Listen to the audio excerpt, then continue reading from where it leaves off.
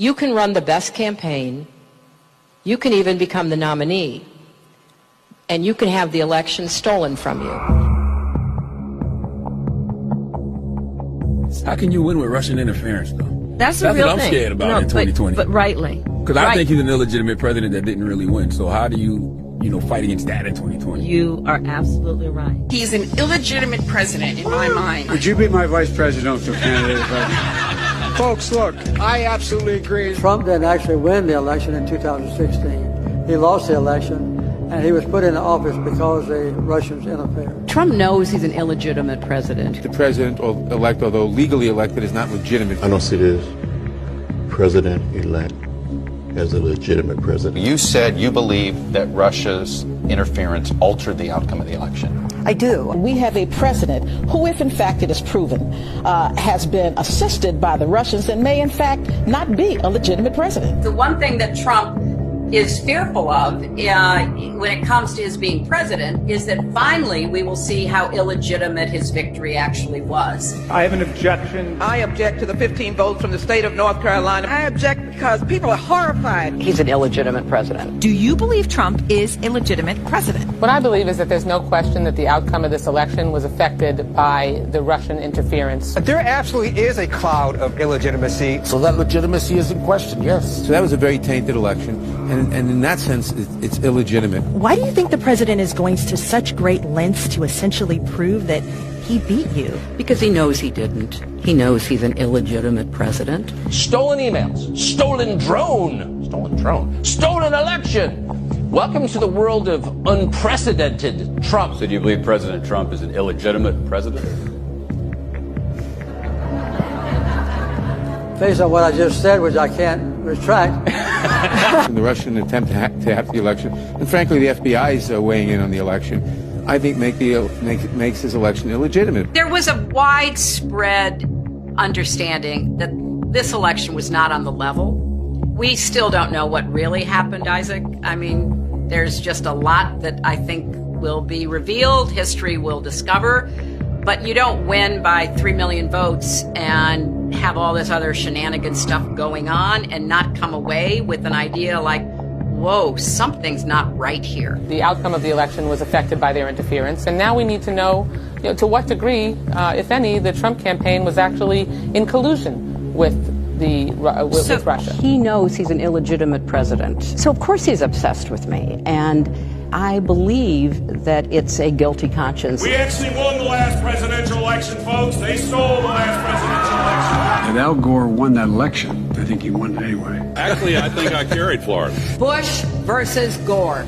A court took away a presidency. If all the votes were counted in Florida, that Al Gore would be president today and George Bush would be back in office. I come from Florida, where you and others participated in what I call the United States coup d'etat. There's no doubt in my mind that Al Gore was elected president. I rise to object to the fraudulent 25 Florida electoral votes. I must object because of the overwhelming evidence of official misconduct, deliberate fraud, and an attempt to suppress voter turnout. It is signed by myself on behalf of my diverse constituents and the millions of Americans who have been disenfranchised by Florida's inaccurate vote count. The Supreme Court, not the people of the United States, decided this election. Speaking to a Democratic group in Chicago Tuesday, he made it clear he thinks Al Gore was the winner. By the time it was over, our candidate had won the popular vote, and the only way they could win the election was to stop the voting in Florida. Katherine Harris, Jeb Bush, Jim Baker, and the Supreme Court hadn't tampered with the results, Al Gore would be president. The Supreme Court elected the president. 2004, yes. Al Gore won the state of Florida in 2000, although not the presidency. But the Supreme Court tampered? That's a large charge. The Supreme Court stopped the counting of the votes, and if they'd let the count go on, Al Gore would have got the necessary votes. The Supreme Court selected George W. Bush as the president. He was not elected. There is overwhelming evidence that George W. Bush did not win this election. What I observed as a voter, as a citizen of Illinois 4 years ago, were troubling evidence of the fact that not every vote was being counted. I don't think that George W. Bush won the election in 2000 against Al Gore, because I think he probably lost Florida and also that nationwide. If you invite me back on this show in about 8 weeks, I think you're going to learn that Al Gore actually did get all the votes there. The court has been thwarting formation of the popular will, the most spectacular example being Bush versus Gore, where the majority, by a 5-4 vote, enjoined the counting of more than 100,000 ballots in Florida and essentially gave America its first court-appointed president.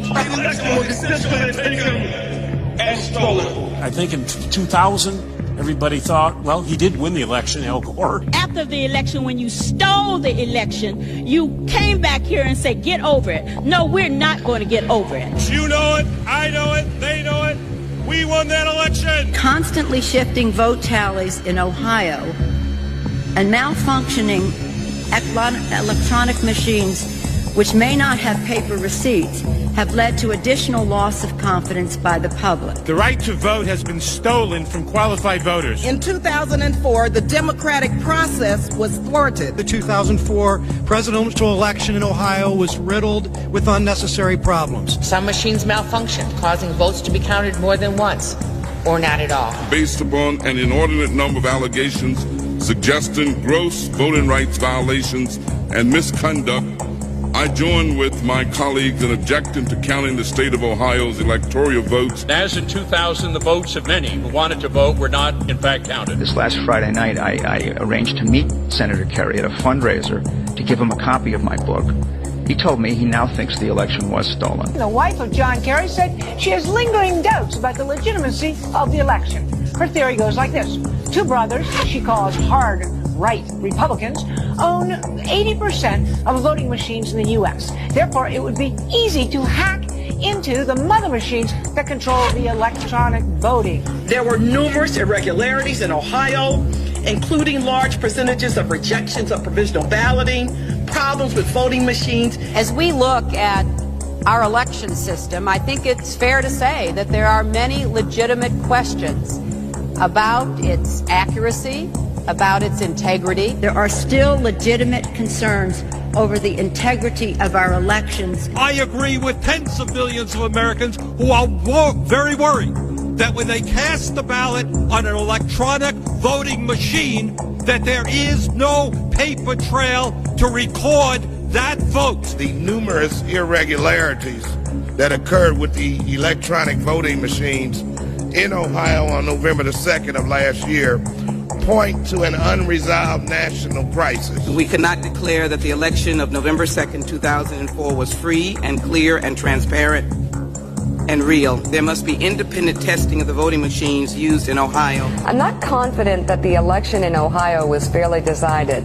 We know that there was substantial voter suppression, and the machines were not reliable. The members of Congress who have brought this challenge are speaking up for their aggrieved constituents, many of whom may have been disenfranchised in this process. Treating today's electoral vote count in Congress as a meaningless ritual would be an insult to our democracy unless we registered our own protest against the obviously flawed voting process that took place in so many of our states. Voters who wish to cast a vote for president or vice president can't approach the polls with certainty that their vote will be counted. One of the most significant problems in Ohio and in many other states was the lack of measures to ensure the integrity of electronic voting machines. In 2004, they caused Democratic voters in Ohio to wait for 8 hours before they could cast their ballot. They turned the Department of Civil Rights and the Justice Department into the voter suppression division with voter ID laws, voter purging, voter caging, voter intimidation. There aren't going to be any more election stealings. And despite the final tally and the inauguration and the situation we find ourselves in, I do have one very affirmative statement to make. We won. Without voter suppression, Stacey Abrams would be the governor of Georgia. Andrew Gillum is the governor of Florida. You refuse to concede and say that you lost. Do you stand by that decision today? Absolutely. The election was not fair. The process was not fair. If Stacey Abrams doesn't win in Georgia, they stole it. It's clear.